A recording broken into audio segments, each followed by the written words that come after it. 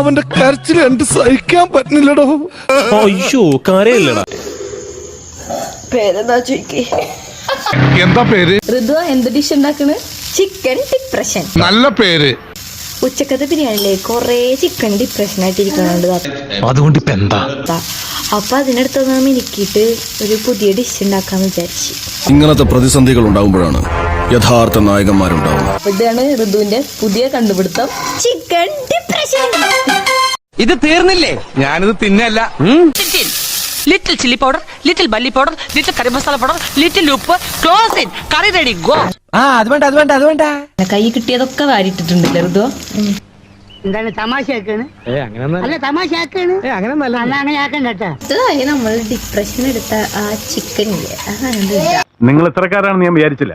കിടപ്പ് കണ്ട ബിരിയാണി കിടന്നതിന് മൊഞ്ച് പൊടി.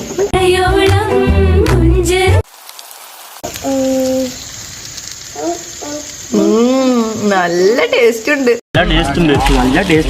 പൊറോട്ട ചപ്പാത്തിക്ക് മാത്രല്ല ഗൈസ്, ചോറിനും നല്ല ടേസ്റ്റ് ഉണ്ട്. അപ്പൊ കാണാം. See you. Bye.